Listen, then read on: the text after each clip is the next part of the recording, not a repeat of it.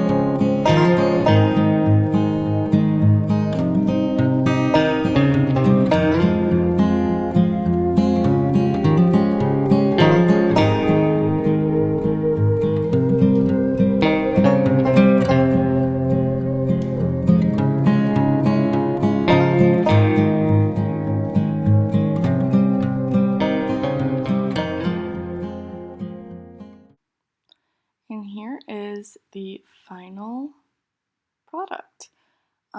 Overall, I'm very happy with how this came out. The fit is pretty good, and I am glad that I made the pattern adjustments that I did, You can see my little top stitching around the neckline. The fit is still not perfect. It's still a little bit tight there in the arm side, and you can see those wrinkles. But overall, I really like how it fits, and I can move in it pretty well. It does get caught a little bit on my bust, but really nothing terrible. So yeah, I'm really glad that I made the pattern adjustments, and now I have a new t-shirt. And then this is the last top that I got. I haven't tried it on yet, but actually we'll try it on, and you'll be seeing it in the video now, but I'll still do a voiceover. I suspect it's going to be big because it's a size 2X, but I'm not quite sure how I'm going to take this in. I think I'll just have to see.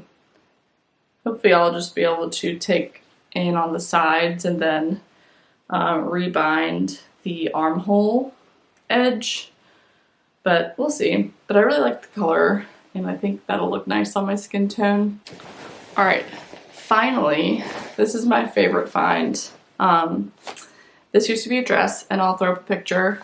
I chopped into it and I made it a skirt. So this is just the skirt part of the dress, but I added elastic and a waistband. I haven't finished it yet, but I just salvaged some fabric from the bodice that I removed and made just a channel for the elastic. I do have to tighten the elastic, but I don't feel like doing that right now. But I will try it on, and I think I'm going to hem it a little bit more. It's a little bit too long for a casual tiered skirt. So other than my thrift finds, I've been working on fitting the Persephone pants pattern, and I think I've got that to a good spot. I ended up, I think, taking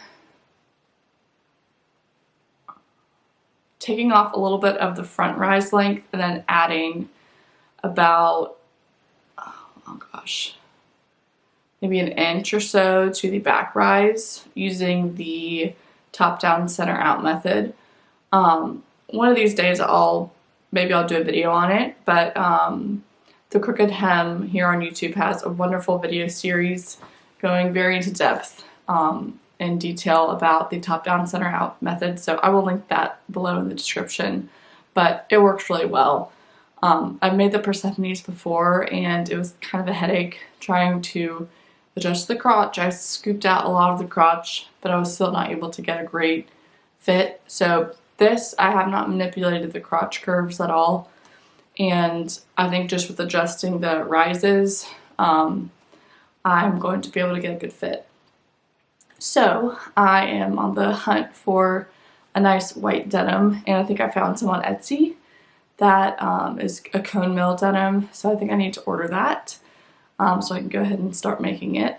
And I will be starting on my bridal series. I am not making my wedding dress, but I'm getting married in October, by the way. I think I've mentioned that before, but if you have not heard, I'm getting married in October, and I found my wedding dress at David's Bridal on the clearance section, or the clearance rack, and for like $100, so I just got that. I didn't want to really mess with it. I had a couple alterations made, like a new zipper, so I just got that back today, so that's good to go. But I am going to make a rehearsal dinner dress and a like bridal shower dress where I can wear it to my bridal events leading up to the wedding. So I will be starting on that soon. I will be using the Closet Core Pauline dress, and I love this pattern. I will be mainly using the View A, I believe. Basically, I'll just be extending this like mid skirt piece and probably not doing the gathered tier at the bottom, just making it kind of like an A-line, and doing short sleeves. But I'll be using a white eyelet, cotton eyelet, like overlay, and then just a white cotton like lining. I think this is a fully lined dress anyway, so that'll work. I'll have to make sure my white cotton fabric, lining fabric, is not too thin and see-through, but that won't be an issue. But yeah, I'm very excited to do that, to make that. And I'm thinking for my rehearsal dinner dress, I'm going to be using the Saltwater slip dress, and then by Friday Pattern Company, and then the Wilder Gown by Friday Pattern Company in like a lace, like a bridal lace. I haven't figured out the specifics of that, but I'll be doing a saltwater slip to go under it. I have a very specific vision, and when that comes, I'll make a video sewing that, and so I can share it with you guys, as well as the Pauline dress. They're just a special time in my life, and I want to document it. So yeah, that's what I've been up to. Not a whole lot of pattern sewing, but that's okay. Sometimes there are lulls. I have been knitting a little bit. Again, not too much, but perhaps I'll make a video on my progress for my whips. But anyway, I'm going to leave it at that, and I will see you guys in the next one. Bye.